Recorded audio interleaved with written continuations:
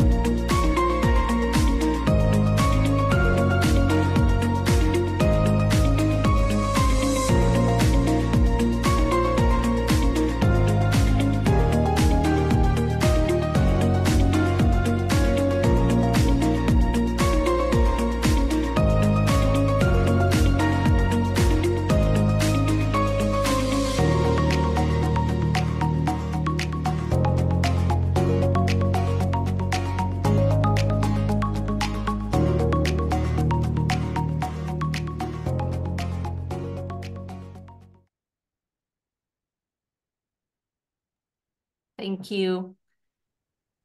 Well, this video shortly summarizes some of the amazing work that has happened over the last year and a half. And before moving into the agenda, I want to ask Brittany to give us some opening remarks. So Sophie, if you can spotlight Brittany.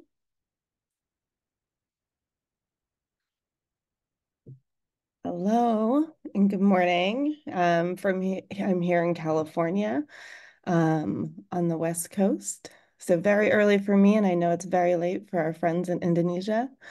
My name's Brittany Betcher. I'm a managing director with the Skoll Foundation, and it's been a real distinct pleasure to support the BASE program over the last several years from the Skoll Foundation. So thank you first and foremost to Victoria, the team at Avina as a whole. It has just been a pleasure to partner with all of you over the last several years as BASE has launched and is now nearing this completion of its first round. The video is a really nice recap of the launch and the ground that has been covered. You really are an amazing team to partner with, and the way that you've brought everybody on this call and so many more into the process. I really appreciate how thoughtful you've been in the design and then the selection of all the grantee partners and the engagement of the research to really drive forward more systemic change around deploying this critical financing to the local level. So thank you to all of the grantee partners as well that have participated in this. The 8 different global organizations that are really working at that local level.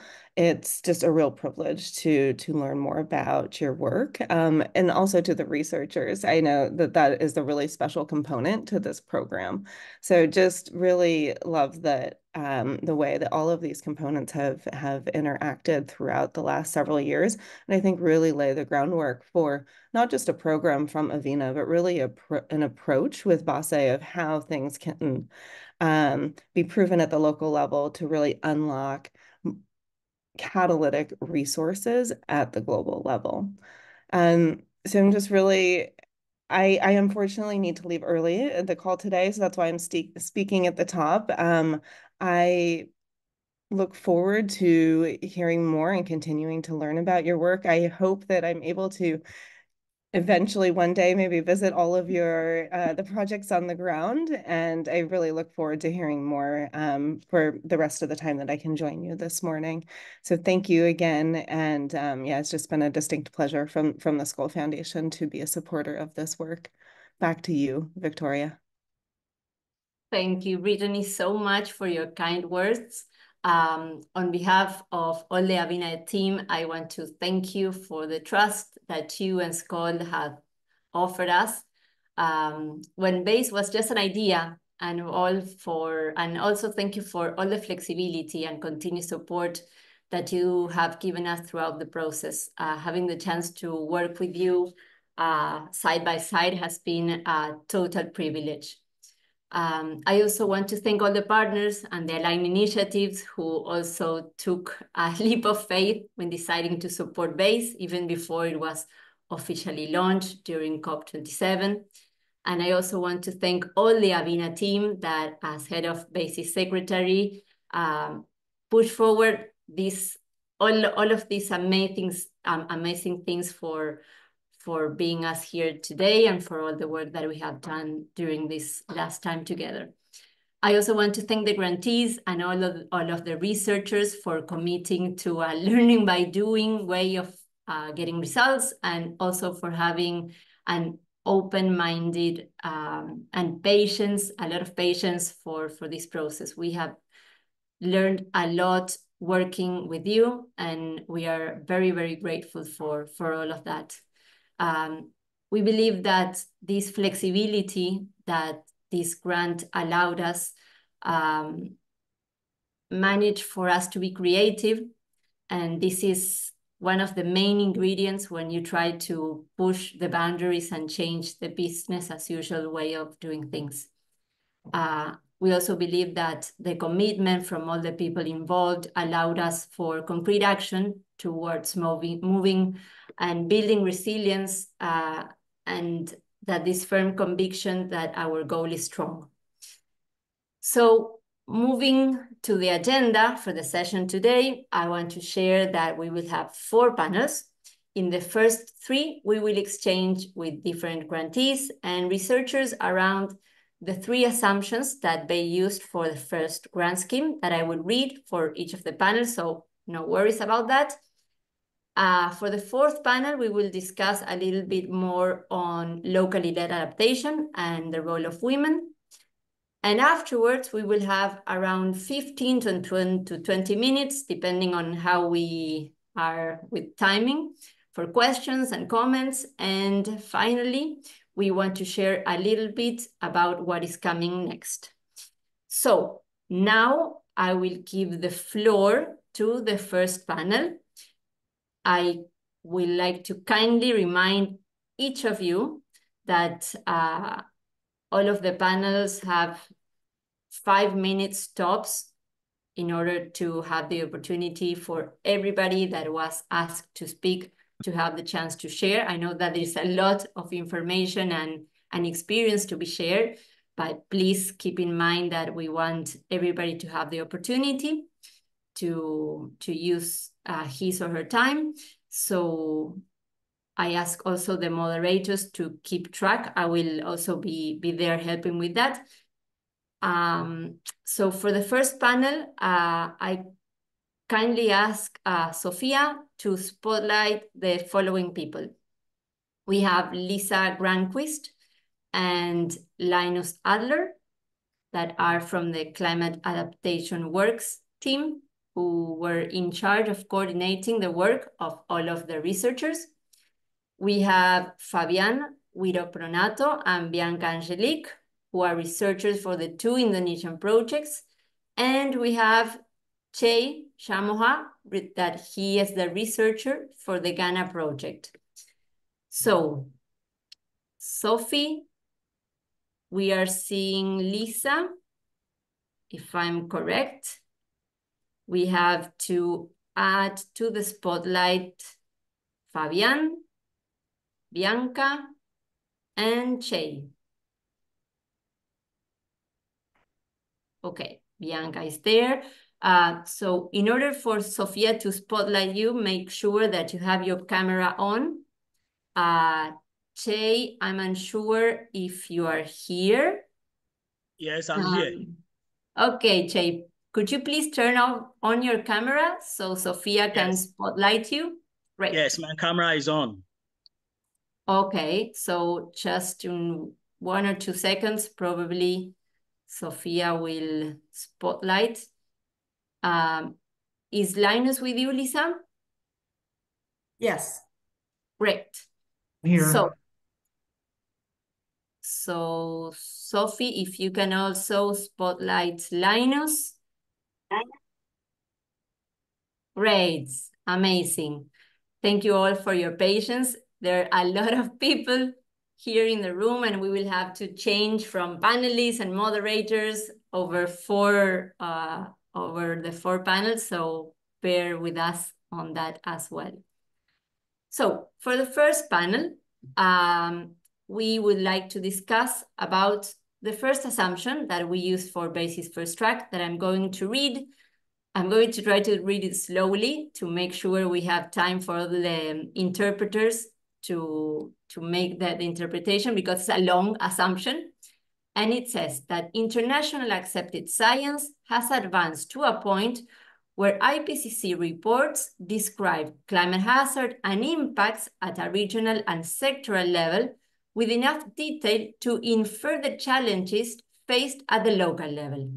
Latest climate science available will be used to develop plausible narratives of how existing risk might change in the future. For instance, increase or decrease, or completely new risk arise because of climate change. And finally, during implementation, if and when new information becomes available, grantees and researchers can also build on the IPCC projections as part of the learning process. So, a very strong first assumption for the track. So I will kindly ask Lisa and Linus to share a little bit on the insights of the research that they have been helping us to provide guidance to all of the researchers and extract conclusions from the 8 processes of the 8 research processes that we have been working with each of the local researchers. So Lisa, Linus, over to you.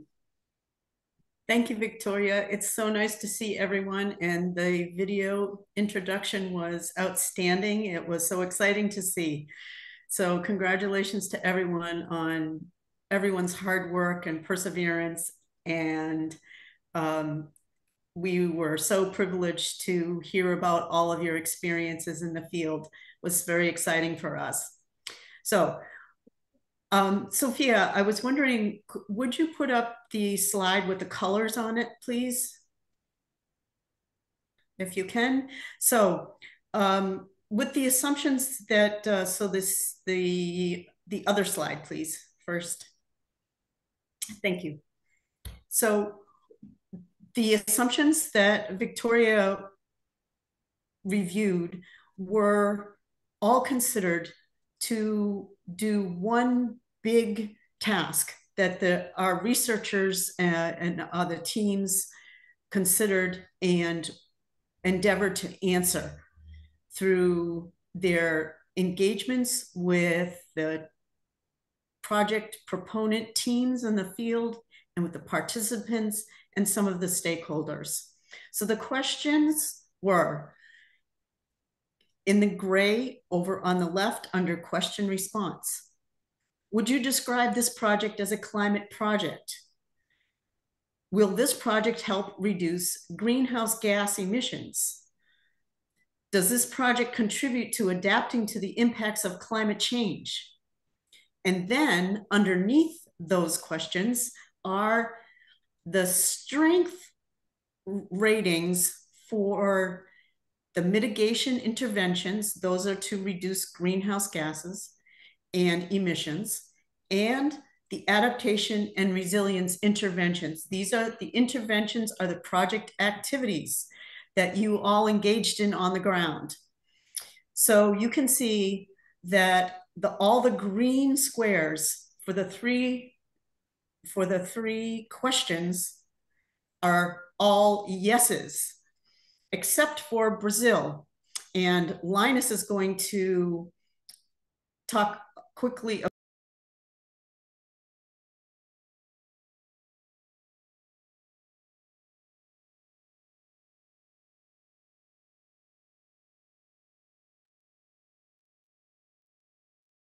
Lisa, I think you're muted on there. Oh, it said the host muted me. So excuse me, sorry. Someone pressed a button somewhere.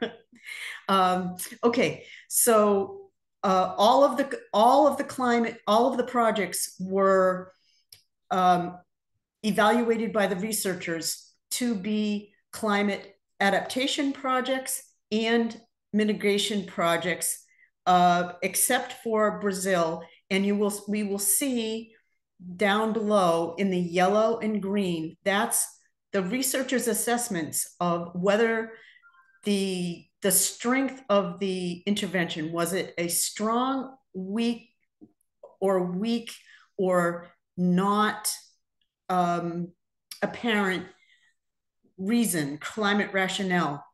So, and these were not just all of the data that the researchers collected was actually a massive amount of data. They worked on the project setting, all of the elements of the project setting, all of the climate drivers, the climate conditions that are affecting your project sites. And then they enumerated all of the dozens of vulnerable things on the ground, both in the environment and affecting people of the climate impacts. And so there was a lot of data and a lot of work, many, many hours of work by the researchers to come to this nice little chart with our colored squares. So this is all really good news, and this is not business as usual for projects. This was a very in-depth, extensive research process that each and every researcher engaged in. And would you go to the next slide, Sophia? The next slide shows the greenhouse gas emissions from the researchers estimated. And Linus, would you tell us a little bit about why this was so difficult to do? So we know that all of the projects had strong or medium strength in the yellow adaptation, climate rationales, reasons that supported it being climate projects. Could you tell us a little bit about why this part of the evaluation was so difficult? Yeah, sure. Well, just after this, I'll briefly touch, if I have time, briefly touch on the adaptation limitations too. But in terms of the climate project has two aspects: adaptation, mitigation, and to build an analytic rationale for mitigation, you got to have an idea as to, well, what are your activities? What effects are they going to have in terms of either sequestering or storing carbon, as in tree planting, for instance, or releasing carbon, as in land use change that reduces the amount of sequestration, or power use or concrete use, which would release.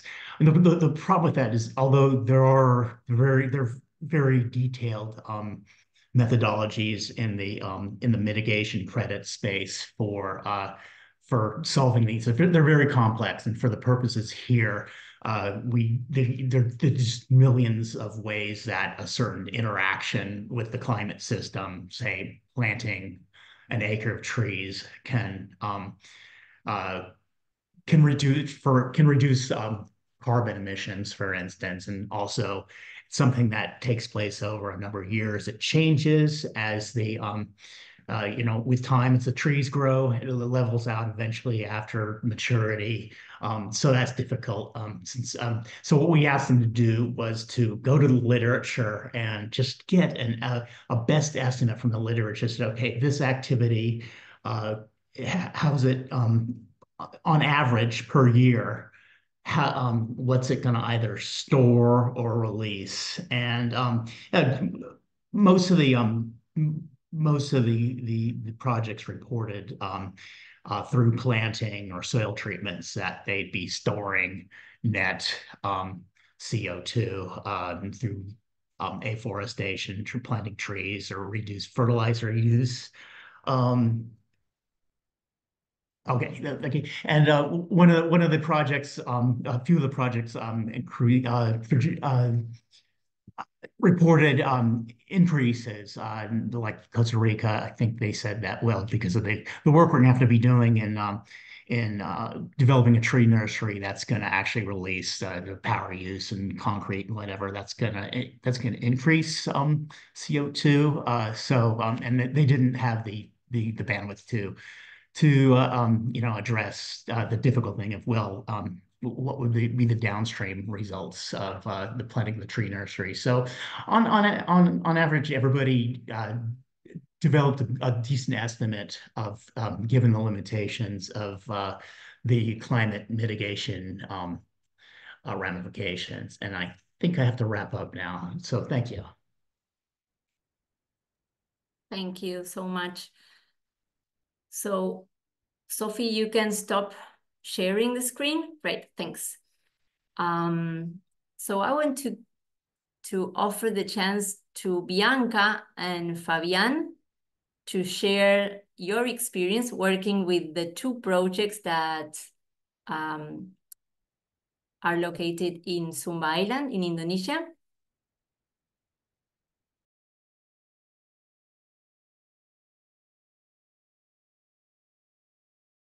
Okay, I'll start. So thank you very much, Victoria, for the time, and thank you again for this event. Thank you, Lisa, and also Linus, for guiding us throughout this research process. So, hi everyone, my name is Fabian. I'm part of Sherco, Sustainability and Resilience, together with Bianca, and we had the privilege to work together with whom we call the Super Women of Sumba, Busulis Buoche. Thank you very much. It was a pleasure to be working with you and to understand the amazing efforts that you have put and have laid out on the ground that I'm very, very honored to share today. And so perhaps I will start with my perspective on the Humba Hamu project, which is focused on Central Sumba, where we focus on understanding the needs of the traditional, the indigenous communities of Liang Marapu in Central Sumba, located in the South Umbupabal and Umbupabal village. And in this project, what we mostly learned was understanding the existence of traditional knowledge and indigenous systems and how in any way they connect with the climate projections that we see today. So connecting traditional wisdom and also modern technology, and realizing that the gaps are not so far off. And I'll explain what I mean by that. So when we visited Sumba on January, it was about the time where most farmers are starting to plant. And so climate change impacts are very, very apparent in these areas where most people rely on agriculture, not only for their income, but also for their household food supply. Thus, this drought is really, really directly impacting food security and income and livelihoods. And especially with the La Nina and El Nino phenomenon, this knowledge gap from the farmers and the communities is what really causes these negative impacts. Because, for instance, the very, very simple and the most common issue we see today is a lot of farmers plant at the wrong time. And what does the wrong time mean? And perhaps in most traditional calendars and most cultures, it is a specific month. It could be or we don't usually call months by the name. Sometimes we call it by the numbers. So the 8th month, the 10th month. And then what if rain doesn't come on the 10th month because the onset rainy season is delayed?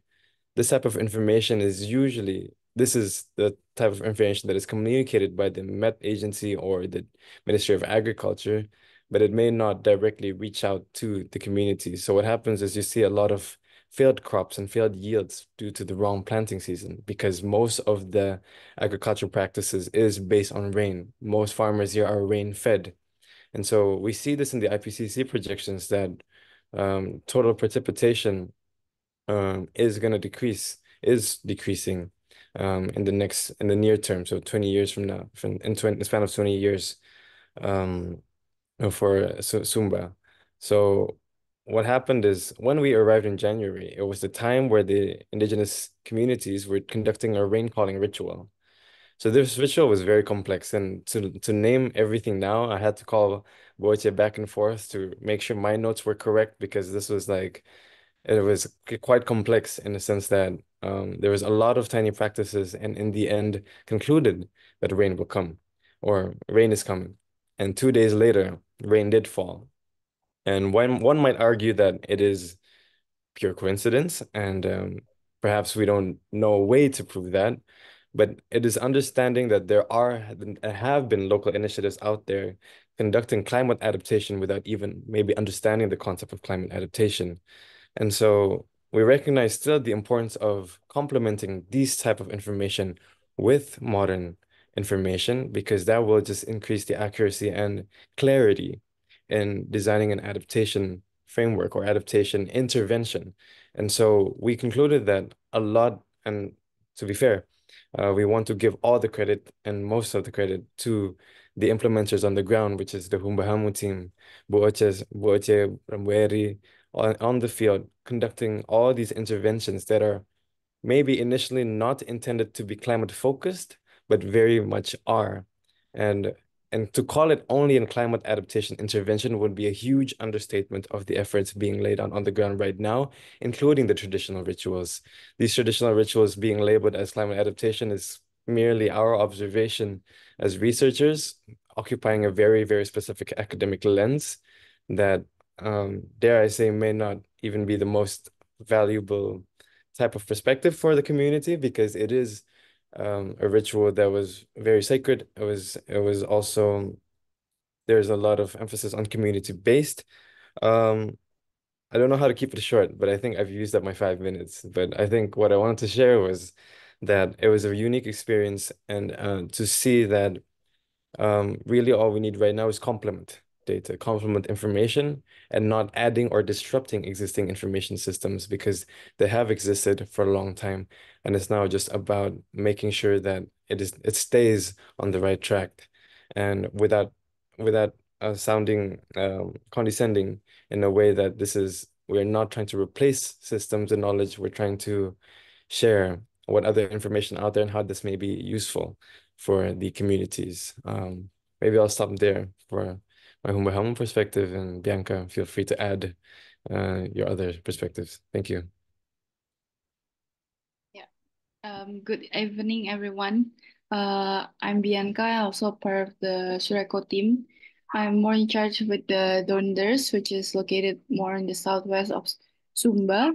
And just to give everyone the context that in this Donders project, we are targeting 5 villages, and each of them have different geographical characteristics. One of the villages is super dry, there's no river, it's really hard to access to water. The other two was really lush, I can say. It's near to the mountain. They have like water access. I mean like river, but then it is far away, so they also still struggle to get this water to their farms. And then the other is more like a flat terrain, which also has like rain. But what we observe on the field is that all of these villages face the climate change, like especially regarding the rainfall timing. Usually they also planted during around the end of the year, around starting from November, December. But when we were there in January, they haven't even planted anything yet. So there's a shift on that. And then what I see here is that the climate change impact that the farmers face and what they say through the interviews that we had is that this only happens just recently. So in the previous years, they are still able to plan to, especially for rice, they still be able to plan that in the right time in the like usually like that. But this past few years they've been like having the shift, and then during our research process, this is what we prioritize. So we prioritize like the impacts, the insights that we got from the field, and then using the IPCC climate data, using the climate projection, we want to know how does this impact will be in the future. And from our research process, we find that this projection and what the farmer says on the field is aligned, which we use the near-term impact, which is from 2021 to 2040, and then we can see how in the future there will be less and less rain, especially in Sumba. So there's an alignment in that. And then another thing that I want to highlight is that before we did the research, we also had a meeting with the BMKG, which is like the climate agency here in Indonesia, and we were asking for the climate data in Sumba, but then they don't really have as much climate stations that can capture the climate data on each of the region, which makes the data not very how to say accurate. So using this projection from the IPCC data, we got to be able to see specifically for Sumba Island. It is under two granules, and then we can see like, okay, even though it's like not as specific as per village, for example, but it shows the how it aligns with the current fact that we found on the field. I think that is what we got through our research process. And then for sure the donors team on the field, they are very great at making the interventions very specific for the farmers. So what they did to help or to adapt to this climate change effect is that one of them is by introducing how to do mulching, because usually the farmers there, after they harvest the corn, for example, they will burn all the land down so that it is easier for the next planting session. But then because of this training under the conservation agriculture training, the donors team tell, okay, if we do mulching, then it will retain more water on the soil. And now there's farmers who already apply that. So instead of burning, they start mulching and then conserving water from there. And of course, there are a lot of other interventions that donors team have, such as like also reviving back one of the traditional local food, which is jali, which also has less dependent that to water than, for example, rice. And also by practicing the conservation agriculture, which includes like the organic fertilizer, organic pesticides, and other things like that. So I think these interventions done by donors for sure will help the farmers to reduce the impact of or adapt to the impact of climate change, because the projection now that we have is like it's decreasing rainfall. I think that is what I can explain a bit about the donors project.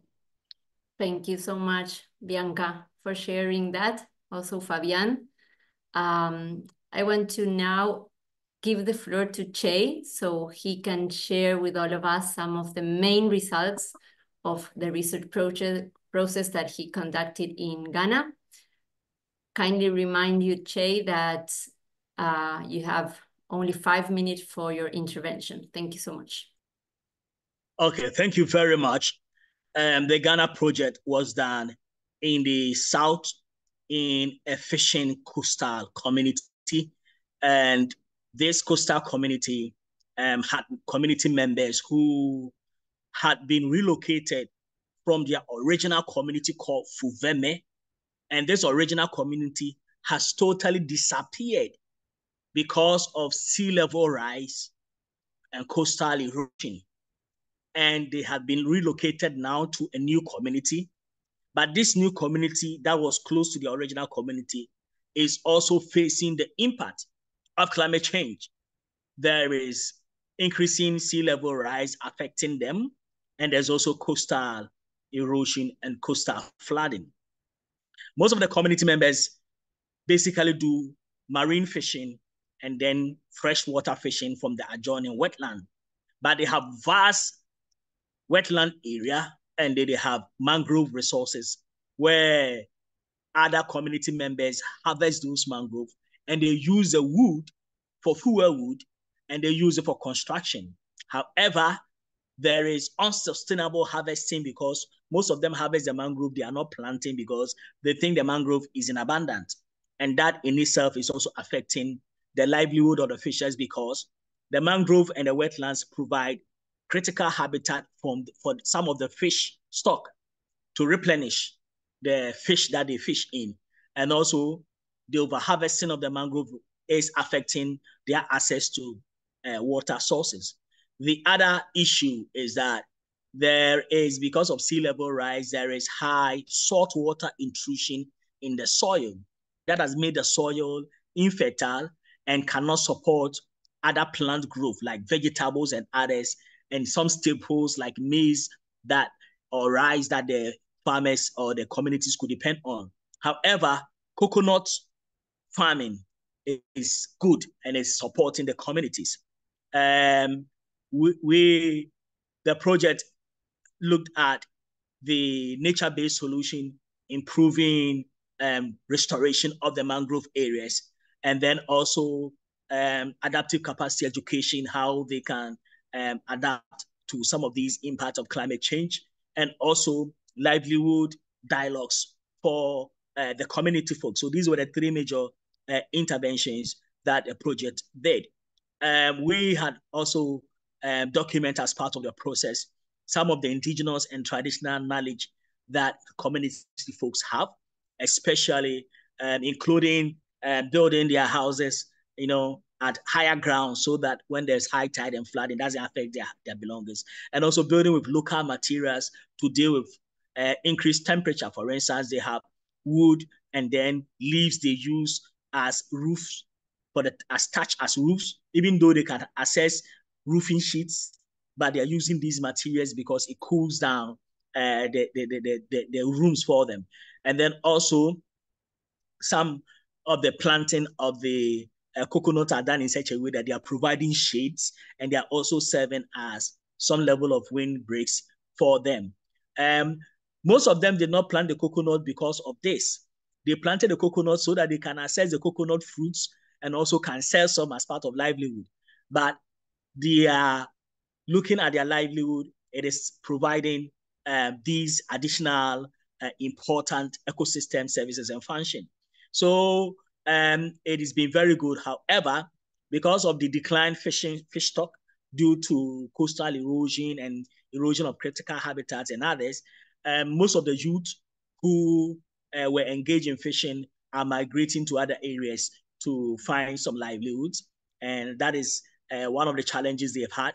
The normal economic issues is affecting them in terms of low income, and then already because they were relocated, they have lost track of ownership of their actual land, and some of them do not want to look at long investment in treating the soil to address the soil fertility because of the fact that ownership regime for the land, because they were relocated, most of them were relocated, was not properly fashioned out. So that is another challenge in terms of that. But what has happened is that due to the issue they had in their previous community where they were flooded over a period of 20 years, and one day the flooding was so much overnight that almost all the houses had collapsed, and the remaining 4,000 inhabitants were brought to the new community. They have some concerns and fear, and they have believed that nature-based solutions alone cannot address the issues. They need to combine this with some gray infrastructure. And also because most of the communities along the shoreline have benefited from some great infrastructures like sea defense and others. And they see it when they move across to the district capital to do business every day and now. So that has formed a mental picture for them. And also the fear they had in their former community where they had planted some coconuts and others. The research showed that the soil formation is said that the soil in those communities have been accumulated by silt that had moved from upstream for many years. So it is unstable and it's not, they don't have any strong solid base to hold the soil.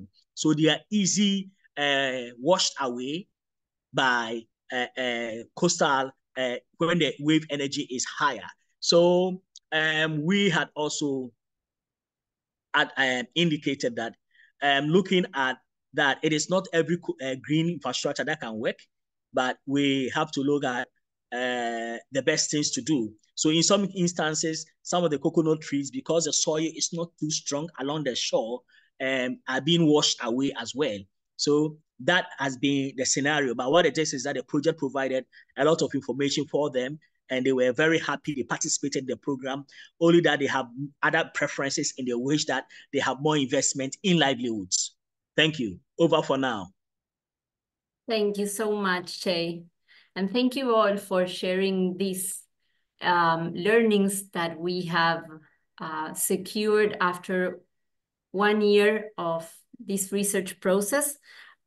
Just to highlight some of the most important comments that I took from hearing from you, the importance of complementing the information, the information that can be assessed from secondary sources and the one that comes directly from the communities, the lack of local data, or even the absence of the data or even the inaccuracy of that data.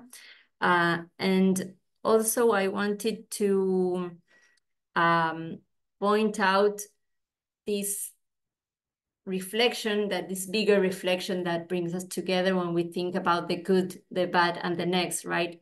We aim to think about the bad, not to spotlight things that didn't go as we planned, but also as an opportunity to learn and be better prepared for the next things to happen. And perhaps that includes making mistakes, and some interventions as were the ones that showcase both Bianca and Fabian from the projects in Indonesia, showed us that the interventions that were planned by Humbahamo and Donders were aligned to what is actually happening in the ground, and is also aligned with what the projections are showing us.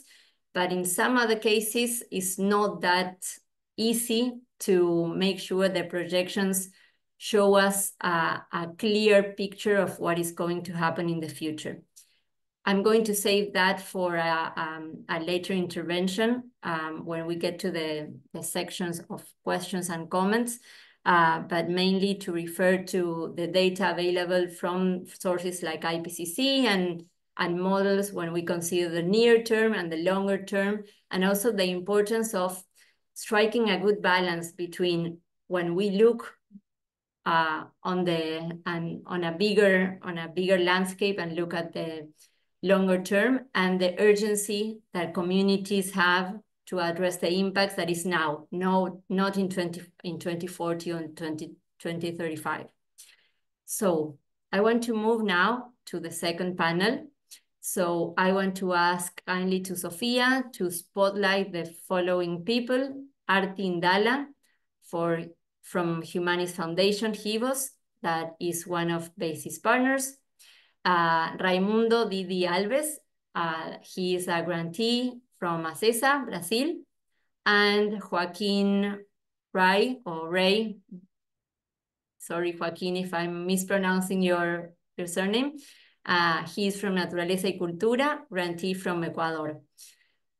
So for the moderators to know, Arti will probably be speaking in English, Raimundo is going to speak in Portuguese, and Joaquin is going to be speaking in Spanish. So Sophie, we have Arti, we have Joaquin, and Didi, if you can make sure, that's perfect. Joaquin, just a quick check. Is Emilio going to say something? Okay, No. only you. That's Yes. perfect. And, Okay, and one minor thing also, I'm not from Naturaleza y Cultura, I'm from Equitable Origin. so sorry, my bad. No problem, no problem. Thank you. Okay, well, Arti, over to you. Before I hand over to you, just let me quickly share with the rest of the colleagues here the topic of the discussion of the second panel, that is regarding the second assumption that we use for the first track of grants, that is trust and flexible relationships between funder and grantee are vital in the climate change field to ensure adaptive climate rationale. So now, Arti, would you like to offer some comments on that assumption? I'm going to paste it right here on the chat for everybody to read. Please go on. Yeah, thank you, Victoria. Hi, everyone. Good morning, good afternoon, good night for our Indonesian colleagues. I think for the second assumptions about trust is very critical for the adaptive governance. Like, for instance, maybe we could look back again in the beginning of the BASE projects. As some of you already know, that many of the proposal came from Indonesians peoples or Indonesian organizations. And at the times when it's reduced to 8 proposals, there are 2 Indonesians grantees.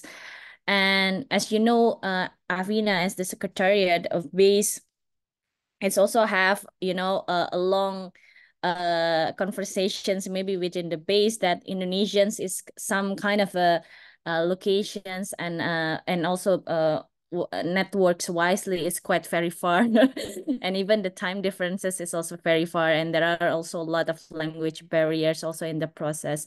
So at the beginnings, we've been discussed between Hivos, Humanis, and also the Avina as the Secretariat of BASE on how we could make a good more adequate relationships with those kind of barriers. And that's why Hivos and Humanis came at place at the time to be like a liaison or intermediaries to bridge the communications and everything's with 2 Indonesian grantees. And I think for the past 1 year, it's been very joyful, right? I could say there are a lot of up and down, definitely, but I think it's very important to have the local presence as the, you know, as the financiers or as funding providers to have local connections towards the grantees, because those kind of communications is a very basic fundamentals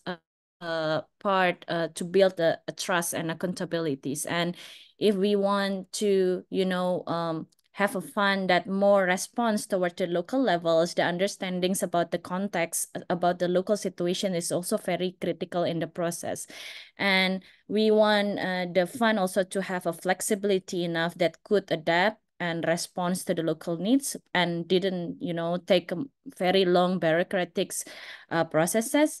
And one of the important part of that is communication and trust. So I think at the time our lesson learned together as a base, I think the collaborations with other organizations or the local entities at the countries that you probably didn't have, you know, much connections before is one of the building blocks that we could learn together for another funding agreements. So it will also give an opportunity to expand us as intermediary organizations or the financial institutions to expand our coverage with the collaborations with the other intermediary organization or with other local cities. So I think those part is very critical to build the trust and more adaptive management. Victoria, over to you. Thank you so much, Arti.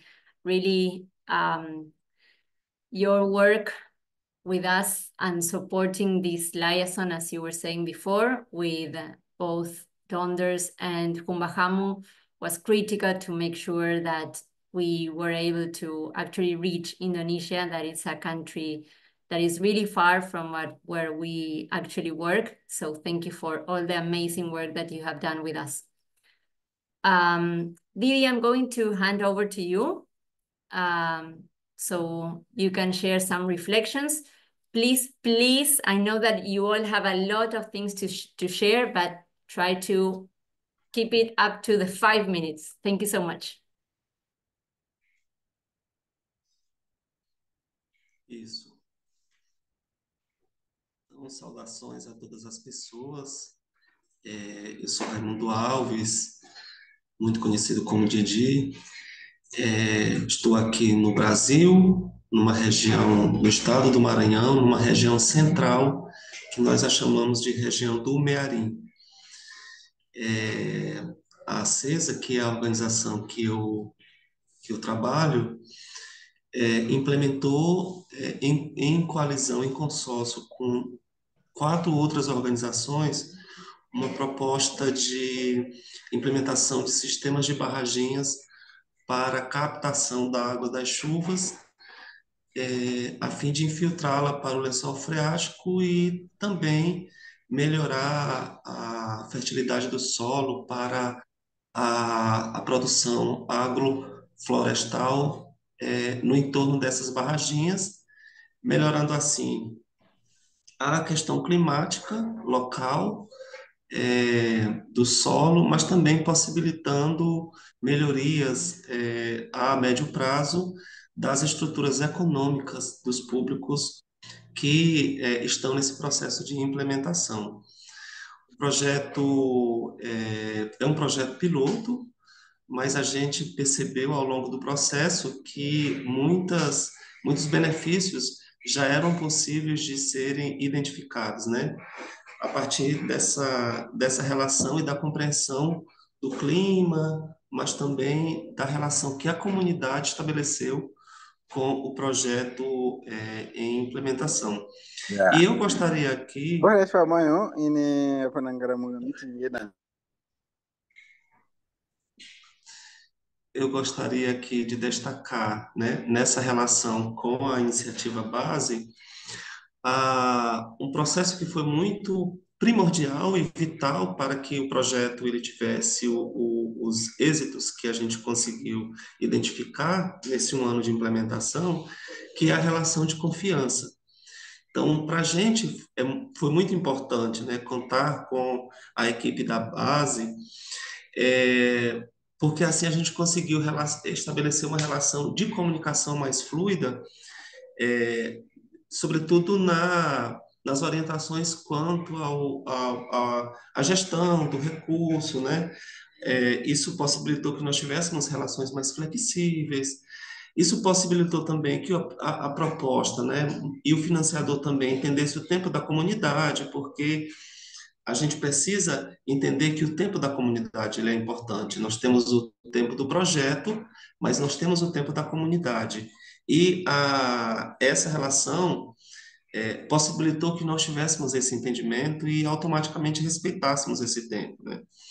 Nós, ao longo do processo, por uma questão também de mudança climática, né, tivemos um pouco de adaptação do tempo, né? Então, nós esperávamos as chuvas num período, mas as chuvas só foram cair no outro tempo. Então, ter esse ajuste, né, na estrutura e no plano de trabalho do projeto foi super importante para a sua implementação. A orientação quanto aos gastos, o processo de monitoramento mensal que nós fazíamos, a comunicação fluente, né, que foi indispensável para esse momento, assim. A gente quer muito agradecer a iniciativa, a base, por essa relação, por essa confiança que nós conseguimos estabelecer, e de modo que o projeto ele pôde sofrer alterações, tanto no tempo, né, ações previstas para um período, só foi possível fazer num outro período. Então, ter esse entendimento, ter essa flexibilidade foi super importante para que a gente pudesse, então, implementar o nosso projeto, né, essa estratégia de adaptação, de resistência e resiliência climática junto aos territórios e às comunidades com as quais nós nos relacionamos. Eu queria aqui dizer que, sem esse processo, né, sem essa relação de confiança, talvez a gente não teríamos os êxitos que nós tivemos, e, mais uma vez, agradecer a oportunidade, dizer que iniciativas como essa ampliam muito a nossa capacidade de ser resiliente e de conviver com as mudanças que aí estão colocadas. Nossa gratidão e muito obrigado pela oportunidade. Thank you so much, Didi, for sharing your experience in this process. Is really moving to hear directly from you speaking. What has it been for you, this journey? What have you learned? And all these issues that you are pointing out, it makes us really, really happy about all the effort that we put in maintaining all this flexible and trust relationship with all of you. So it's really nice about to hear about all the things that Didi was sharing, about the things that went well. But we also want to highlight some of the things that did not work as planned, but as we were referring before, we've learned a lot from all of that as well. So to share some of the challenges that we have encountered during this implementation of the grants, I would like to ask Joaquin to share with all of us some of the main lessons learned that came out from the implementation in Ecuador. Joaquin, over to you. Muchas gracias, Victoria. Y bueno, hola a todas y todos. Arrancando con el tema de la confianza, quizás arranco agradeciendo públicamente a Victoria y a su equipo de Avina en Ecuador. Creo que hemos logrado establecer muy buenos canales de comunicación, a veces canales de emergencia justamente para resolver problemas y sacar adelante las actividades del proyecto que estamos implementando en consorcio con la Federación Provincial Shuar de Zamora Chinchipe y Naturaleza y Cultura Internacional. Entonces sí, destaco, esperen, está saliendo que tengo que confirmar mi speaking language, pero no me sale Spanish. I don't know if you're having issues. Ahí estoy, no sé si ya me escuchan la traducción, pero bueno, continúo. Dicho eso, que voy a tratar de dividir mi intervención en tres cosas que llevando la conversación hacia donde decía Victoria, que no salieron bien en nuestro proyecto, creo que son variables que son claves para poder entender también el por qué no salieron bien, y son tiempo, contexto, digamos, donde se implementó el proyecto, y le pondría una tercera, presencia territorial. En primero, con el tema del tiempo, y bueno, y voy a tratar de hilar las tres, ¿no? El problema del tiempo, creo que no salió bien nuestro análisis justamente de los propósitos y el gran objetivo de la iniciativa base de justamente poder traer y dar un giro radical a la mesa de cómo llega el financiamiento climático a las comunidades, considerando las acciones y el tiempo que teníamos para realmente cambiar la situación en el territorio Shuar donde estábamos trabajando, particularmente porque nos enfrentamos a un problema que es el que generó una de las grandes trabas para la ejecución de todo el proyecto, y que fue la tenencia legal de la tierra de las comunidades sobre el lugar que se buscaba utilizar para construir la racionalidad climática. Entonces nosotros asumimos que ya que siendo un tema avanzado de la Federación Shuar, esto iba a solucionarse de manera mucho más ágil con el apoyo y financiamiento de base, pero nos topamos con algunos muros que dificultaron ese tema. Ahí paso al tema de contexto, que se inscribe en que el proyecto también nosotros llevábamos ya algunos años trabajando en el territorio donde implementamos esto, que es la frontera sur entre Ecuador y Perú. Me dicen que no se escucha la traducción. Yo no sé si hay algún problema. Igual continúo por cuestiones de tiempo. Me avisan si quieren que cambie a inglés, también puedo hacerlo.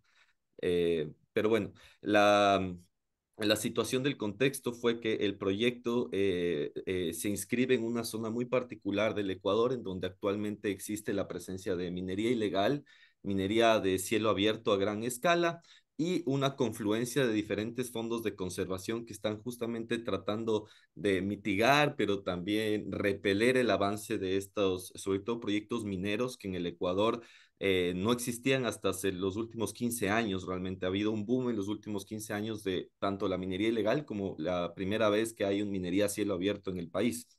Pero porque esto es importante y lo conecto con la variable del tiempo, y es que, claro, cuando uno trae una solución climática que está pensada para a largo plazo y se enfrenta a unas industrias que tienen ingresos económicos diarios muy elevados, es muy difícil también contrarrestar y motivar a los aliados de las personas que están en el territorio y convencerles de que la solución climática realmente va a traer un beneficio que puede competir en la realidad con el beneficio directo que tienen de la minería en este territorio.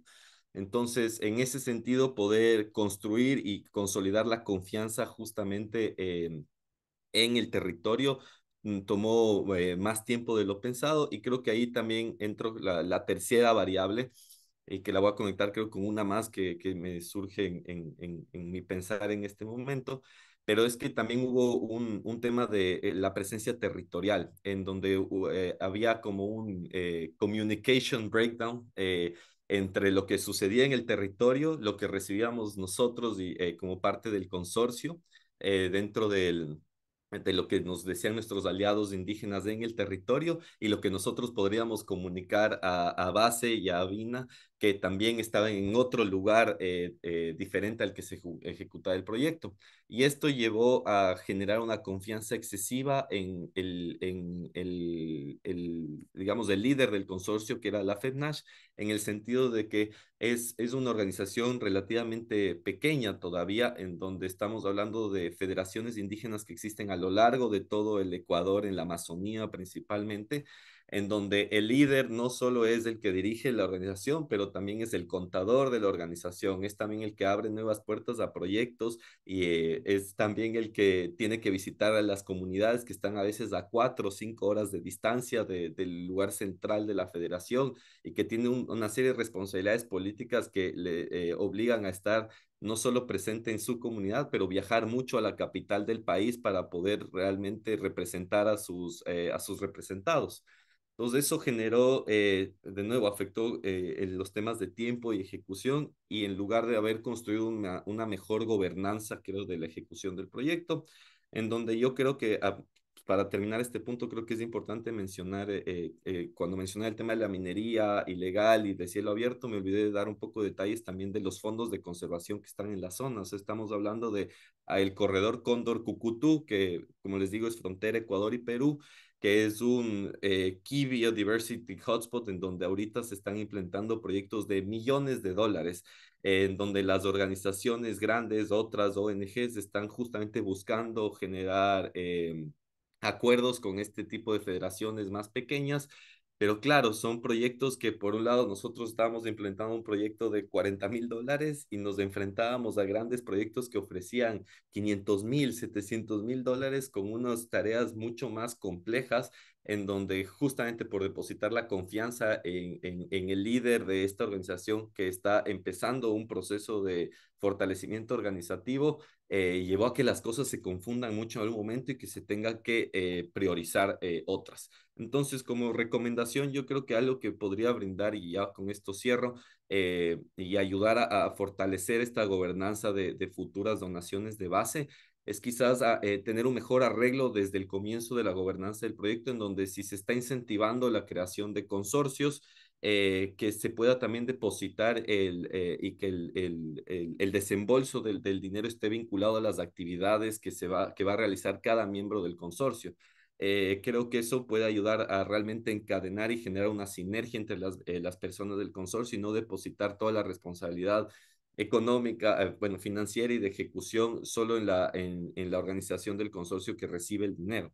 Y eso también genera una confianza entre los miembros del consorcio, y no creo que corta ese puente en que las comunidades y las organizaciones indígenas reciben el dinero de manera directa, sino que realmente están construyendo una gobernanza de sus recursos de cooperación internacional, que es al final lo que es este proyecto, de una manera que va a ser mucho más efectiva y eficiente de ejecutar. Pero De nuevo, yo cierro agradeciendo la confianza y la comunicación que hemos logrado establecer con el equipo de Avina. Creo que eso nos ha salvado en muchas de las situaciones críticas a las cuales nos enfrentamos y de todas maneras hemos logrado avances importantes en el proyecto que esperamos poder compartir en otro espacio. Así que muchas gracias y cualquier pregunta estamos acá para responder. Thank you very much, Joaquin. I think that is really brave also to share all of the things that didn't go well, and also thinking about how we can adjust for the future. So for time reasons as well, I'm going to ask Sofia to please spotlight the following people for panel number 3. We have Sara Madriz from the Indigenous Association of Nairaguari, Costa Rica. That is one of our grantees. Oche Landukura, grantee from Humbahamu, Indonesia. And also Suliseda, grantee from Donders, Indonesia. And finally, Jonathan, that I see that he's also here. Jonathan Gokan, that is the grantee for the Ghana project. Can I please ask for you to open the... Okay, great. So Jonathan, Sulis, Sara, could you please turn on your cameras? Okay. Victoria, Sophie. sorry. For Sulis is Yes, I was by... going to say that. Thank you. Great. Sulis is also my... Can you also spotlight Mike Keraf from Donder, Sophie as well? Thank you, Arti. Okay. Great. So for this panel, we want to discuss about our last assumption for the track, that is the way in which the climate rationale of proposals is explained during the application process can be greatly streamlined, considering the information available at local level and adding more flexibility in the way the information is shared by the applicants. There is an opportunity to strengthen local information about climate change in the implementation period of projects. So you will see that we have many speakers here in this panel, and we are already running out of time. So I will urge you all to kindly use no more than 4 minutes to share your interventions. I'm going to start by Jonathan. Jonathan, if you kindly open your mic and share your experience. Thank you. All right, thanks for the opportunity, and it's been good working with this. So straight to the point to respond to issues of climate rationale.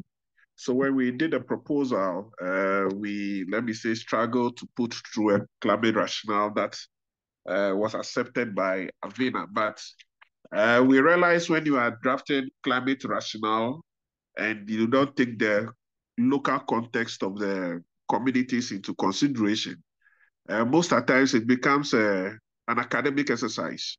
We use science to draw the climate rationale, but when you go to the community to do the intervention, you realize that there are other factors that are important for communities when they are talking about building resilience, that is connecting what they will do to build their own resilience from a climate change perspective. And the 3 factors that we considered very important in developing a climate rationale, and it must respond, of course, to the environmental concerns that we are trying to address. It must also include issues of economic benefit. That is where the local people can really identify with your solution and support full implementation.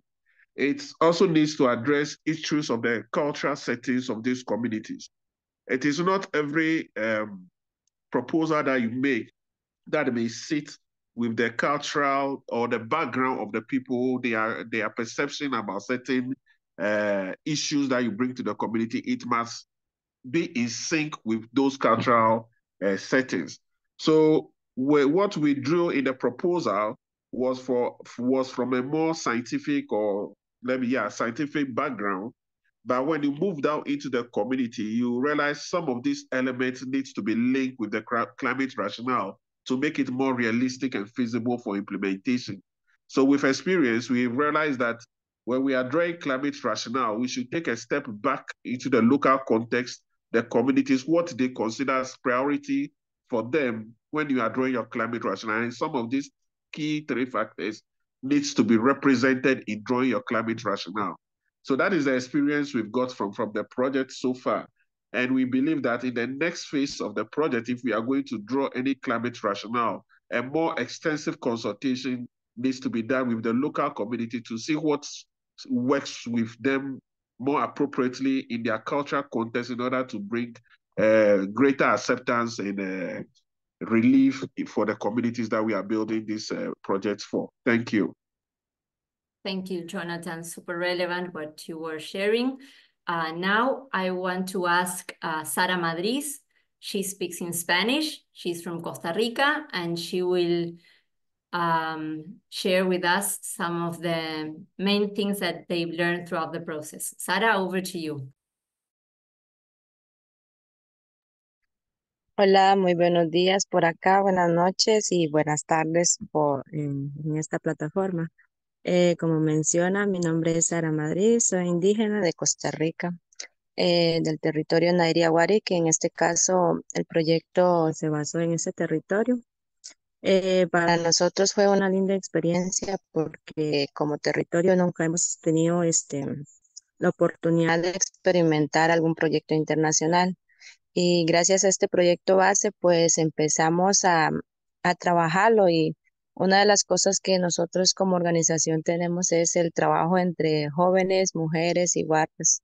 Entonces, a la hora de que llegó este proyecto, pues nosotros pedimos el plan de trabajo de cada uno de los grupos, en el cual tenía que ser meramente del cambio climático.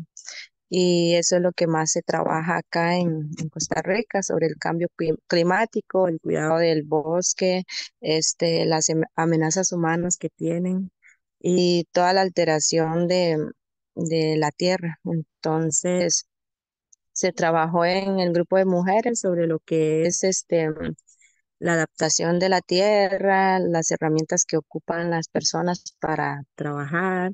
En en la parte de guardabosques se trabajó más que todo lo que es la seguridad para estas amenazas humanas que me le mencioné, em, que hay a veces. Entonces, lo que se trabajó es cubrir toda la cobertura para que no hubiera estas amenazas y tuviéramos más bosques.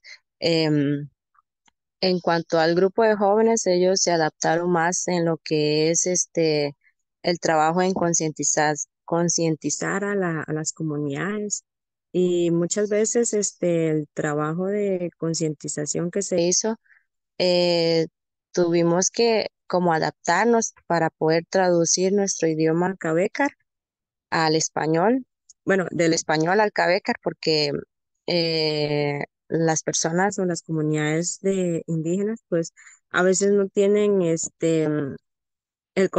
no entienden el concepto real de lo que es el cambio climático. Entonces, ellos lo viven día a día, pero para definirlo en español, pues no tenía ese concepto. Entonces tuvimos que buscar esa herramienta para poder trabajar con ellos y tener un buen resultado y que para ellos quedaran eh, en mente qué es lo que es el cambio climático y cuáles son las causas. Pero estas concientizaciones no solo se puede hacer en estos proyectos, sino que yo creo que es el día a día de concientizar a las personas, porque nos estamos haciendo daño somos nosotros y en nuestra madre tierra.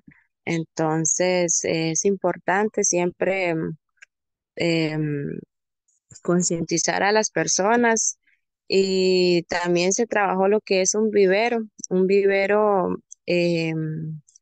para resguardar plantas medicinales, árboles nativos. Entonces, Lo difícil, lo difícil no, el complemento que se hizo acá fue el conocimiento cultural ancestral de nosotros los indígenas con lo que es el conocimiento científico. Entonces, en este caso nos complementamos perfecto y en eso estamos trabajando lo que es el vivero para que las plantas, las semillas y todo lo que tengamos pueda conservarse y trabajarlo de una forma adecuada para que las futuras generaciones, pues, ellos puedan tener el conocimiento de lo que es estas plantas. La adaptación, una de las cosas que yo aprendí propio fue de que construimos un kiosco en las comunidades para los jóvenes, para que vendan sus artesanías, para que puedan tener un mirador. Pero una de las cosas que resalto es sobre la adaptación que hicieron ellos para no poder salirse de sus comunidades, porque estos kioscos le ayudan a ellos pues a quedarse ahí, porque como muchas de las comunidades indígenas siempre, bueno, no, casi no hay señal, entonces ellos lo que hacen es construir este kiosco para poder obtener su señal, poder tener trabajo de clases, hacer su trabajo de clases ahí y no poder mitigarse y así conservar su cultura.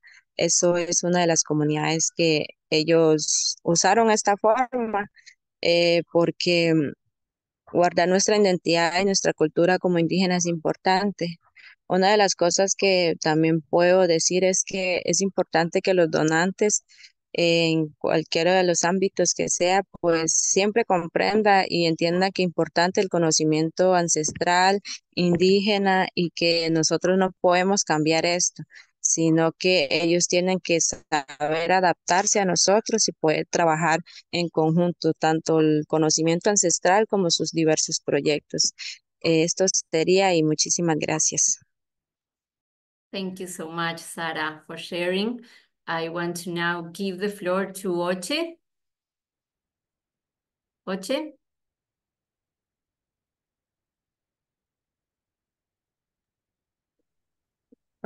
Selamat malam.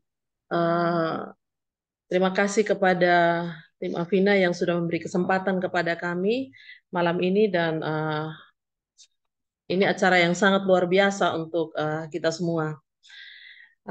Dari penyusunan proposal kami memang kami berharap ya usulan-usulan kami bisa diterima oleh Afina sebagai bagian dari bagaimana mengatasi perubahan iklim. Dan kami juga menggabungkan konteks lokal dan konteks modern untuk bagaimana pemahaman masyarakat adat tentang perubahan iklim. Di proses pelaksanaan implementasi kami selama 1 tahun ini, kami berkolaborasi dengan berbagai pihak, ada pemerintah, ada perguruan tinggi, juga dengan masyarakat adat, dan beberapa teman-teman LSM yang juga masuk dalam anggota konsorsium Humbahamu. Sasaran kami memang di masyarakat adat Umbu Pabal, itu ada di desa Umbu Pabal dan Umbu Pabal Selatan di Kabupaten Sumba Tengah.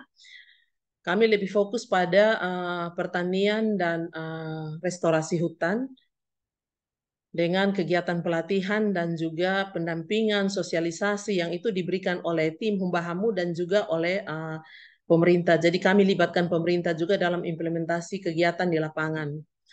Nah, yang kami berharap dari proses-proses kolaborasi ini mencapai suatu perubahan. Nah, dari proses yang kami bangun selama 1 tahun ini, sebenarnya menjadi tolak ukur pertama kami itu di saat sebelum intervensi kami melihat bagaimana sebenarnya pemahaman masyarakat terkait dengan perubahan iklim atau dampak dari perubahan iklim. Ini indikatornya kami melihat dengan kondisi yang terjadi dari La Nina dan El Nino, bagaimana sebenarnya masyarakat, pengetahuan masyarakat terkait dengan kondisi-kondisi dampak yang terjadi dari kedua kondisi ini masih sangat minim. Jadi terkait dengan iklim dan juga konsep terkait dengan adaptasi. Mereka merasa bahwa ini ada pergerakan waktu atau ada perubahan waktu musim hujan, sehingga kondisi-kondisi yang terjadi kekeringan, terus juga hasil panen yang menurun, itu yang mereka rasakan dari kondisi ini, dan mereka tidak bisa untuk melakukan suatu hal yang luar biasa yang bisa mengatasi kerentanan pangan dari masyarakat. Terus juga di musim hujan, kondisi hujan yang terus-menerus membuat masyarakat tidak bisa melakukan satu praktek pertanian, misalnya di tanaman hortikultura. Mereka merasa hujan yang berlebihan akan membuat tanaman sayur-sayuran menjadi membusuk atau mati, atau mereka tidak bisa panen dengan baik, dan tidak punya pengetahuan untuk menentukan jenis tanaman apa sebenarnya yang harus ditanam di musim hujan dan juga di musim kering.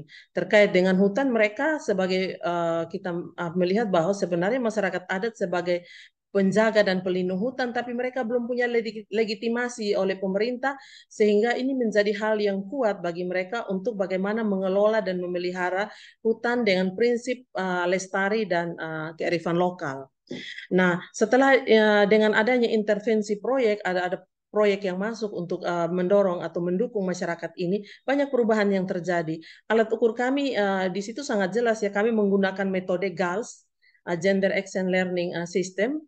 Proyek ini metode ini salah satu metode yang kami gunakan, dan kami melakukan monitoring per 3 bulan. Monitoring itu kami lakukan bersama-sama dengan masyarakat, jadi bukan kami sendiri saja, mereka yang memastikan hasil-hasil yang mereka capai dari perencanaan yang mereka buat, sehingga kita lihat ada perubahan yang terjadi dari itu. Mereka tahu bahwa ternyata setelah pemahaman mereka terkait dengan iklim seperti apa, mereka bisa menentukan jenis tanaman apa sebenarnya yang cocok dengan musim kekeringan atau musim panas.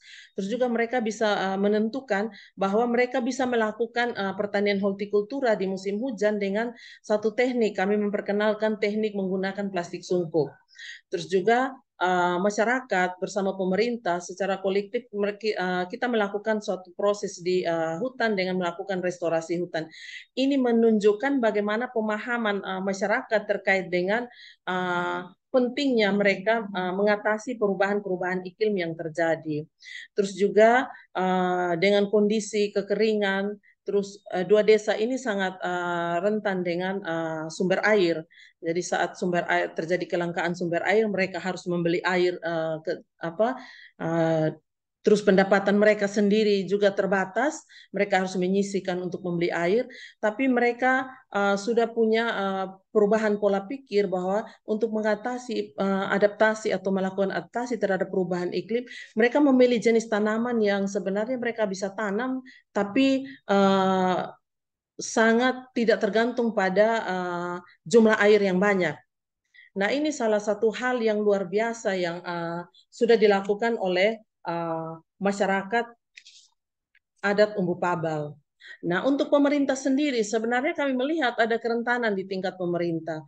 Ada kondisi yang terjadi di tingkat masyarakat, tapi pemerintah sendiri tidak bisa melakukan suatu proses yang cepat di saat yang bersamaan untuk mengatasi kerentanan yang terjadi atau kondisi-kondisi yang terjadi di tingkat masyarakat. Karena terkait dengan pendanaan, pemerintah harus mengusulkan lagi, menyesuaikan dengan rencana pemerintah di dokumen pemerintahan, dan juga pendanaan yang terbatas. Dan usulan itu, usul tahun ini, tahun depan, atau 2 tahun depan, baru usulan itu bisa terjawab. Ini adalah satu hal yang ada di tingkat pemerintah. Tapi dari proses yang kita lakukan, kerja-kerja kolaborasi yang kita lakukan, pemahaman pemerintah juga dengan melihat praktek-praktek baik yang sudah terjadi di masyarakat, kami di workshop kami yang terakhir kemarin, ada komitmen dari pemerintah Kabupaten Sumba Tengah, tahun 2024 ini salah satu desa yang menjadi intervensi sasaran program kami, Desa Umbu Pabal Selatan,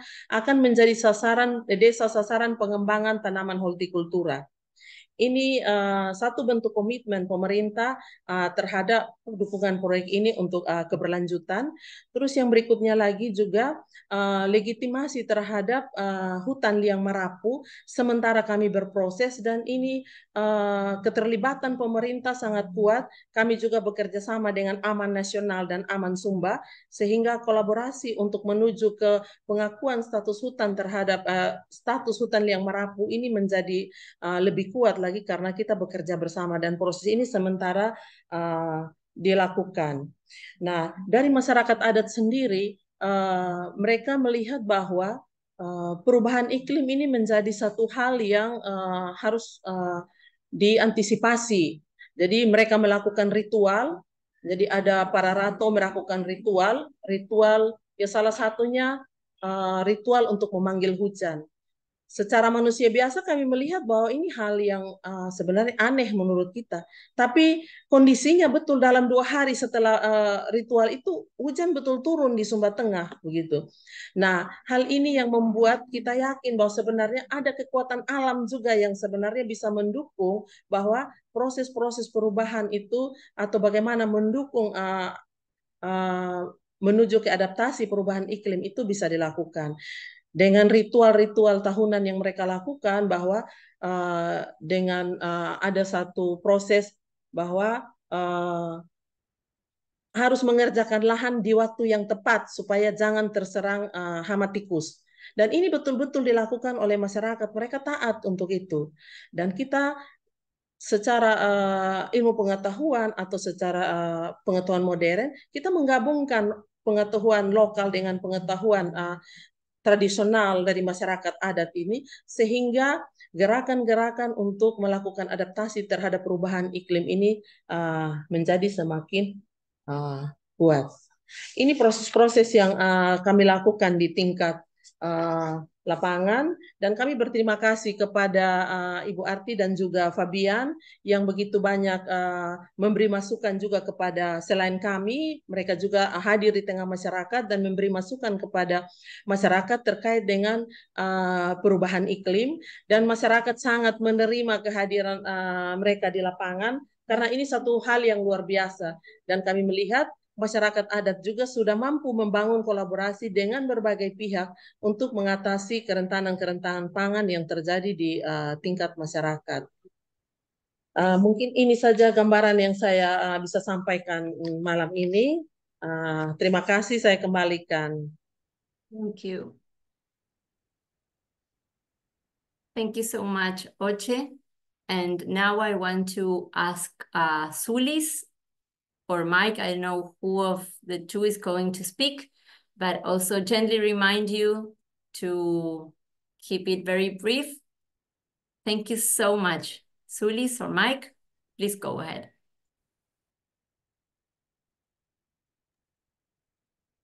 Ibu Sulis tidak ada, ya saya ya. Ibu Sulis, mute. Selamat malam Victoria, selamat malam Pamela, Sofia. Terima kasih banyak untuk kepercayaan yang besar dari Base, dan Afina untuk kami dengan jarak yang jauh. Kami tahu dari awal kami bisa memulai proyek ini hanya karena ada kepercayaan yang tinggi sekali. Nah, yang berikut terima kasih untuk Arti dan teman-teman dari Vivos yang membantu memperlancar komunikasi kita dan memperdalam proyek ini dengan sangat luar biasa.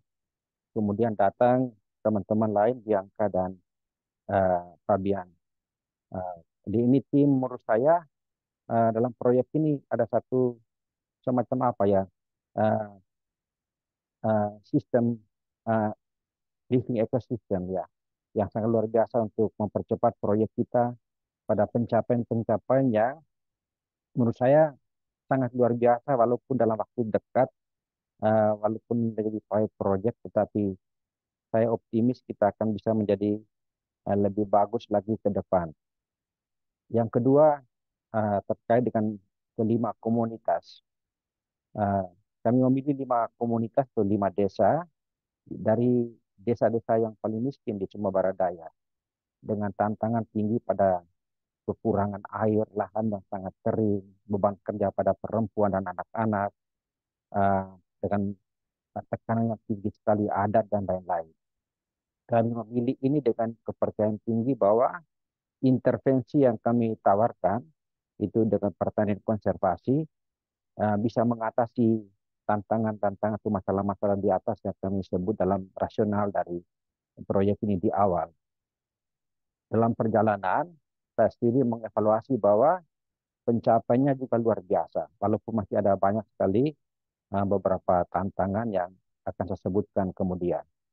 Nah, yang kedua, sebenarnya intervensi dengan pertanian konservasi ini itu juga tidak terlalu asing dengan masyarakat lokal di Sumba karena leluhur mereka, nenek moyang mereka juga sudah mempraktekkan ini. Hanya kemudian menjadi bias banyak dalam perjalanan karena mereka mulai salah mengelola lahan dengan menebas, membakar, menyemprot dengan barang-barang kimia. Akhirnya juga produksi tanaman itu menurun banyak sekali. Nah, kami menawarkan intervensi dengan pertanian konservasi diintegrasikan dengan memproduksi pupuk-pupuk organik padat dan cair dan juga pestisida nabati. Ini yang sekarang menjadi keahlian-keahlian luar biasa dari kelompok petani yang kami dampingi. Maka dalam beberapa terobosan untuk mengaktifkan juga partisipasi pemerintah desa, kami mendorong beberapa desa sudah menjadi desa-desa organik dikeluarkan dengan peraturan desa. Jadi ada beberapa desa sudah menjadi desa organik.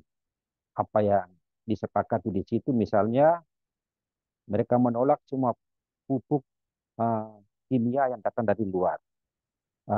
Pestisida kimia yang datang dari luar, penyemprotan rumput-rumput dan dengan kimia sudah dihentikan. Jadi desa itu sudah mulai memproduksi pupuk organik padat dan cair sendiri. Tantangannya adalah kurangan mesin untuk menggiling bahan-bahan organik yang ada di sekitar mereka, daun-daunan dan cabang-cabang yang lain-lain. Tantangan berikut adalah kebijakan pemerintah ya juga masih suka mendatangkan pupuk-pupuk dan juga benih-benih dari luar, khususnya benih-benih hibrida. Padahal kami sudah mulai mendorong desa-desa untuk memproduksi juga benih-benih organik secara lokal. Yang berikut juga tantangan di beberapa tempat ya, itu dengan lahan yang sangat kering, mereka kesulitan dengan alat-alat untuk mengelola tanam, membuat lubang permanen, membuat alur, itu mereka kekurangan bahan. Seandainya ya kalau proyek ini berlanjut, kami akan menitik beratkan juga pada pengadaan alat-alat yang adaptif dengan kebutuhan-kebutuhan dari kelompok-kelompok ini. Ada praktik baik ya, ada desa tetangga dan juga kelompok lain mendengar tentang kemajuan dari proyek-proyek ini. Mereka meminta kalau boleh mereka juga didampingi. Jadi kami melihat praktik baik dari satu kelompok, satu desa mulai tersebar sebagai cerita baik yang bisa kita replikasi untuk dieskalasi ke proyek-proyek yang lain. Yang berikut adalah juga karena sekarang juga di masa politik kami sedang mendampingi juga beberapa paket calon-calon bupati yang kami intervensi meniti pesan-pesan tentang pentingnya intervensi di pertanian secara organik. Untuk apa? Yang pertama, sebagai resiliensi, meningkatkan resiliensi dari para petani kita supaya berkecukupan pangan, khususnya pangan-pangan lokal. Dan kami sudah mempraktikkan bagaimana ibu-ibu di desa-desa bisa Okay, thank you, Victoria. Yeah, thank you so much. I know that Sulis also wanted to make one extra point, so we kindly give her the time to do that. Thank you so much, Mike. Sulis, over to you.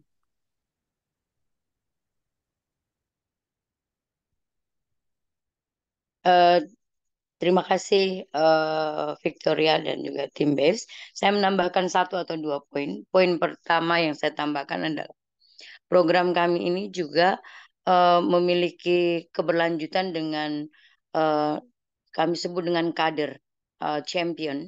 Jadi champion dari 5 desa itu target kami awal 25 dan akhir program ini kemudian menjadi 58. Dari 58 kader ini mereka melakukan advokasi pada pemerintah desa dengan melalui musrembang desa, dan dari musyawarah desa ini mereka mengadvokasi anggaran desa untuk menambah peralatan untuk produksi pupuk dan juga menambah energi baru terbarukan dengan tenaga surya untuk ketersediaan air, dan dana itu disediakan oleh desa, dan jumlahnya menurut saya ini cukup besar ya, 380 juta untuk tenaga panel surya, yang juga itu mendorong agar masyarakat mendapatkan sarana dan fasilitas air bersih dengan tenaga matahari. Ini adalah satu cara di mana juga kita mendorong agar seluruh energi yang ada itu dapat dimanfaatkan untuk mengatasi kekeringan. Berikutnya dalam program ini kita melihat pendapatan masyarakat khususnya pada perempuan, tidak hanya pada hortikultura saja, tetapi juga pada pengembangan kemampuan perempuan untuk mengelola pangan lokal. Jadi dalam workshop di tingkat kabupaten dan juga expo kabupaten tentang pangan lokal, mulai dari ganyong dan jali, dan kemudian juga pangan-pangan lokal lainnya untuk dipromosikan menjadi satu kebiasaan di kabupaten supaya mengurangi ketergantungan terhadap beras, tetapi juga meningkatkan pola hidup sehat. Dan ini salah satu cara mencegah stunting di Kabupaten Sumba Barat Daya. Dalam workshop terakhir kemarin, pemerintah kabupaten juga sudah berkomitmen, selain tadi peraturan desa, tapi komitmen pemerintah kabupaten itu adalah mewajibkan seluruh desa di seluruh Kabupaten Sumba Barat Daya ini bisa mereplikasi proses yang kita bangun untuk peningkatan kesejahteraan dengan memproduksi tanaman-tanaman lokal, benih-benih lokal dihidupkan kembali. Dan ini benar sudah diakui oleh Dinas Pertanian Kabupaten Sumba Barat Daya. Di tahun 2025, seluruh rencana kerja dalam perencanaan kabupaten akan include untuk mengembangkan sistem pertanian dan juga anggaran-anggaran kabupaten yang berbasis pada kearifan lokal. Dan yang terakhir adalah dalam program ini kita melihat proses pembelajaran yang paling menarik adalah kita belajar banyak dari kalender masyarakat lokal dengan menggunakan bahasa-bahasa lokal, dan kemudian juga dengan waktu-waktu yang betul diatur, sehingga kemudian itu menurut kami adalah satu proses pembelajaran menghidupkan kembali nilai-nilai kearifan lokal yang juga dilakukan oleh para ratu dalam pengembangan dan juga keberlanjutan lingkungan. Nah, kita berharap ke depan bagaimana kemudian pembelajaran dan keberhasilan ini bisa direplikasi untuk desa-desa di Kabupaten Sumba Barat Daya. Saya pikir juga kehadiran Bianca dan Fabian kemarin membantu kita untuk kemudian mengenali lebih dalam tentang sistem pencegahan, terutama mitigasi bencana untuk kebakaran dan juga untuk kekeringan dengan metode-metode yang mereka kembangkan. Itu menjadi salah satu cara juga untuk memperkuat masyarakat, khususnya masyarakat Kabupaten Sumba Barat Daya dalam menjaga kelestarian lingkungan. Saya pikir itu tambahan dari saya, Victoria. Saya kembalikan. Terima kasih. Thank you so much, Sulis, and all of you for sharing your experience and all of the things that we have learned together. So moving on really quickly to panel number 4, and thank you all for bearing this extra time that we are using to share what we have learned. I want to invite May Ang, researcher from IIED, that is a like-minded organization that is leading impressive work around LLA, and also Veronique Boulaja, that is a base grantee from PIFEBA, from the Democratic Republic of Congo, to share some ideas and reflections around local lead adaptation and the role of women. Veronique, if you could kindly turn on your camera so Sophia can spotlight you. While we do that, May I give you the floor to start your intervention. Thank you. Hi, everyone. Thanks for sticking it through the end. My name is Meva Zeao, and I work at the International Institute for Environment and Development. And we've been very interested in locally led adaptation. So I don't think I need to pitch to you why it's so important to enable locally led adaptation and scale it up. You probably know about the locally led adaptation principles by now. They are a framework for understanding what locally led adaptation looks like. And the discussion that we'll have with Veronique will talk about some of the different principles, including why structural inequalities for being faced by different marginalized groups need to be addressed, and how power and inequality stands in the way of women's involvement and empowerment in locally led adaptation. So, Veronique, I will call on you to ask, what has been your experience so far with bringing women into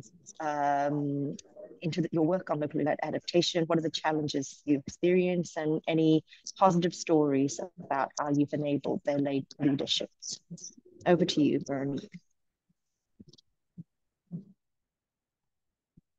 Oui, merci beaucoup au programme BASE, car grâce à ce programme, j'ai eu le privilège de coordonner les activités au sein des 9 blocs forestiers en territoire de Mwenga. Je dis merci pour la confiance m'accordée parce que c'est pas facile.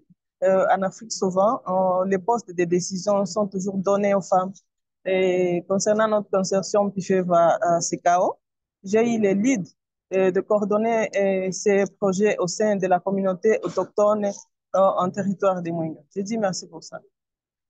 Concernant les challenges ou bien les défis ou bien les leçons apprises à notre projet, je tiens d'abord à vous informer les titres du projet parce que je ne peux pas passer dans la matière du projet sans savoir de quoi il s'agit. Notre projet a consisté à renforcer la résilience des jeunes et femmes autochtones à travers la restauration de la biodiversité des forêts communautaires par la plantation et la gestion rationnelle d'arbres hôtes de chenilles comestibles dans le contexte du changement climatique en territoire de Mwenga en République démocratique. Mon rôle en tant que femme, parce que ce n'est pas facile, j'ai eu le privilège donc, de coordonner l'ensemble des activités du projet, malgré les difficultés routières et malgré le manque de connexion Internet, même pendant 2 semaines, une semaine au terrain. Mais nous sommes quand même arrivés à atteindre certains objectifs qui nous ont vraiment donné du poids en tant que femmes. Nous avons assuré le management global du projet. Ainsi, nous avons collecté, centralisé les données et assuré les rapportages, transmission des rapports auprès de vous, notre partenaire, et engagé et représenté le consortium PIFEVA CKO pour les projets réalisés en territoire de Mwenga en faveur des jeunes hommes et des femmes autochtones. Il y a toujours des challenges, il y a toujours des défis en tant que femme. Dans le cadre de ce projet,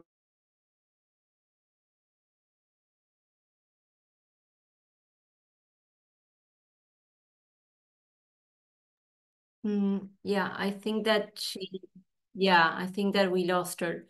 So while she reconnects, unfortunately, Cécile Neverchet from oui, je suis de retour. Ah, ok. Je suis de retour, c'est un problème de connexion, je m'excuse. Dans le cadre de ce projet, en tant que femme, je participais activement à la conception ainsi que juste dans l'ensemble du processus de mise en œuvre, suivi et évaluation du projet. Ceci a facilité la promotion de l'égalité et de l'équité entre les femmes et les hommes dans l'exécution des activités du projet. En effet, les femmes autochtones et leaders ont joué un rôle significatif d'actrices de changement dans les processus de restauration forestière au sein de leur communauté. À partir de ça, nous avons vu les femmes pépiniéristes être mêlées parmi les hommes pépiniéristes. Nous avons vu les femmes monitrices forestières et qui ont participé en tout cas à toutes les activités de mise en œuvre du projet pour la plantation des arbres à chenilles comestibles. Et toujours par rapport à ce sujet, dans le territoire de Mwenga, nous savons tous que le droit d'accès à la terre n'est pas garanti pour les femmes et jeunes autochtones et locales, étant donné que les normes coutumières locales fixent les contrôles et la gestion des terres, des forêts comme un domaine exclusivement réservé aux hommes et aux jeunes garçons. De plus, les femmes de Mwenga ne pouvaient ni décider ni être associées aux réunions traditionnelles de gestion forestière. Ces différentes formes de discrimination se sont fait sentir au cours de la période considérée de notre projet. Pour faire face à tout ça, et nous avons renforcé les actions de sensibilisation auprès des hommes et surtout auprès des autorités coutumières parce que ce sont eux qui détiennent les pouvoirs décisionnels au sein des villages. Et par la mobilisation communautaire, les plaidoyers auprès de ces deux autorités locales et les chefs traditionnels pour faciliter la mise en œuvre du projet et améliorer les droits des femmes autochtones à la terre en territoire de Mwenga. Et nous avons vraiment des résultats qui nous ont vraiment donné du poids en tant que femmes. Et moi, en tant que femme, j'ai eu la grande leçon apprise concernant les populations autochtones, car ils disposent de précieux savoirs, comme mes prédécesseurs l'ont dit. Ils possèdent de précieux savoirs, connaissances des bonnes pratiques de restauration de la biodiversité par les mécanismes traditionnels, particulièrement la plantation d'arbres hauts de chenilles comestibles, qui sont malheureusement sous-estimés, méprisés, car appartenant au passé et présentés comme les savoirs des pauvres populations autochtones en territoire de Mwenga. Mais également, face à ces vulnérabilités identifiées, l'équipe de recherche a recommandé les recours aux solutions fondées sur la nature comme stratégie additionnelle pour renforcer la résilience des femmes autochtones au changement climatique en territoire de Mwenga. En passant, je dis merci à l'équipe de recherche qui nous ont accompagnés malgré les difficultés des routes, malgré le manque de connexion, mais nous avons surmonté tout ça pour l'atteinte de nos objectifs et les résultats de ce projet. Merci.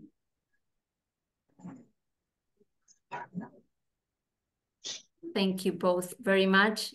I was going to share before that, unfortunately, our colleague, Cécile Nebejet from the REFACOF team, who is leading the grant for Cameroon project, unfortunately couldn't join us today. She prepared a short video, but considering that we are already very, very late on the agenda schedule for today, unfortunately, we are not going to be able to showcase the video, but we will make it available for all of you to see. And also, Sophie, could you directly everybody to share everybody's camera so we can wrap up the session? I will kindly let you know that we are going to put here in the chat the mail that we use in BASE for all of you to share all the comments and questions that you have from this last session, because unfortunately we didn't have the space to exchange as we expected. This is really unfortunate, but we also wanted to give the space to all of these amazing people that implemented and researched during all this year of implementing the grant.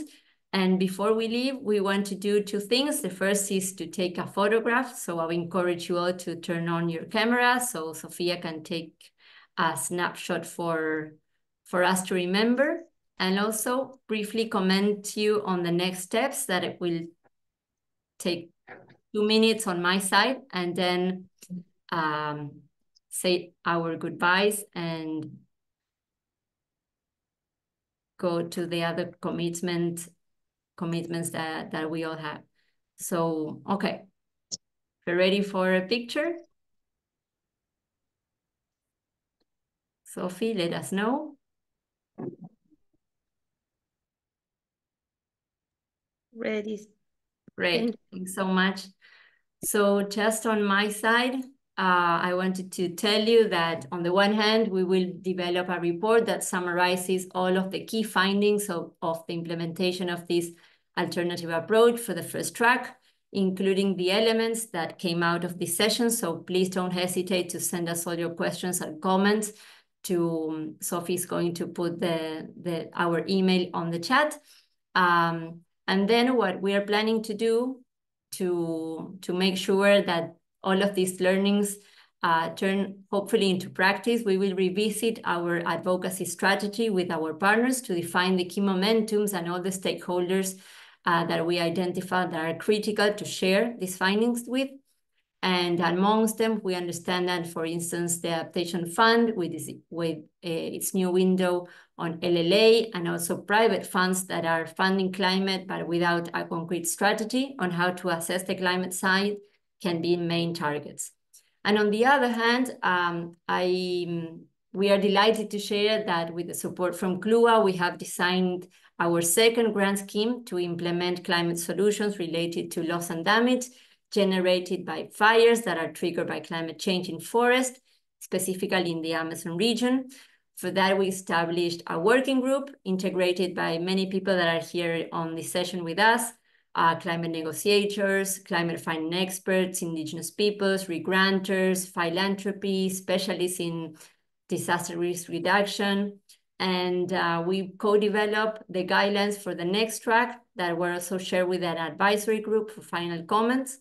We understood that the timing was just right to generate and provide concrete inputs to the different funds, and especially the board of the Loss and Damage Fund on how to develop simpler and more streamlined climate evidence to projects that need the resources to address the impacts generated by climate change regarding loss and damage, and at the same time developing local communities' capacities to access the resources.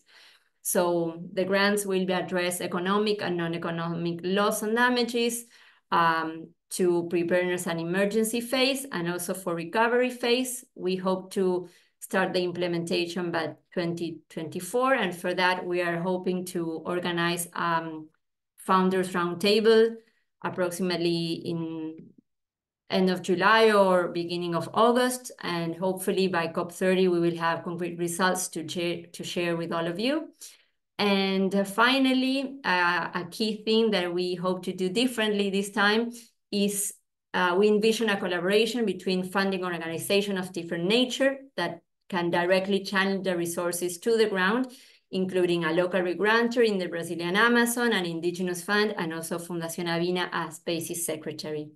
We also develop a specific approach for the climate evidence that includes looking into ex-ante climate evidence, forecast and real-time fire activity monitor, and then ex-post climate evidence. We can share the details afterwards, but just on my side, saying that I am really honored and I want to thank all of you for sticking to the end.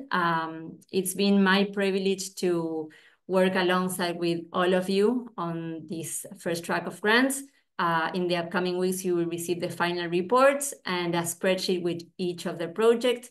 And we are confident that the community that started with this track will get stronger and bigger for the next one. And remember that this is not the end, it's just the beginning. Thank you, and let's continue to work together for a future that calls us to action. Thank you so much. Thank you, everyone. Thank you. Bye-bye.